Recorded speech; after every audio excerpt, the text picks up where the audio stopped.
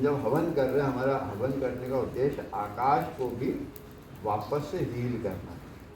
मंत्र जाते हैं तो शब्द सीधे आकाश तक पहुँचे, शब्द कहाँ है? आकाश में। तो हम मंत्रों की आहुति देते हैं, तो मंत्र यदि अग्नि प्रज्वलित नहीं होगी तो आकाश तक नहीं पहुँच पाएंगे, वो यहीं रह जाएंगे।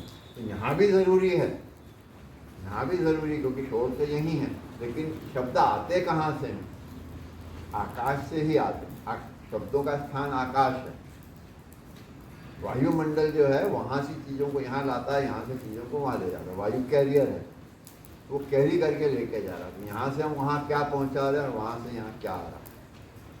तो इतना शोर हम वहाँ पहुँचा रहे हैं आकाश में, तो शोर आ रहा है हमको आकाश में। हमारे जीवन में इतना अंधकार पहले ही है, इतना धुंध पहले ही है, और यदि इसमें और धुंध ही रहेगा तो हमारे जीवन में प्रकाश नहीं आएगा, तेज नहीं आएगा, ज्ञान नहीं आएगा। इसलिए हम उस पर फोकस करते हैं कि अग्नि प्रज्वलित रहे, ताकि हमारे जीवन में ज्ञान जगे, प्रकाश आए, तेज आए। इसलिए प्रयास ही करना होना चाहिए कि जब भी हवन होता है उसकी अग्नि प्रज्वलित ही रहनी चाहिए, धुआं नहीं। और जितनी अग्नि में आहुति जाती है वो सीधे फिर आकाश तक पहुँचती है। धुआं रहेगा तो वो वायुमंडल में रहेगा।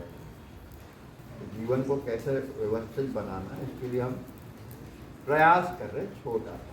तो कैसे हम अपने जीवन को तो कर ही सकते हैं, आपके हाथ में आपका जीवन आपको कैसा चाहिए।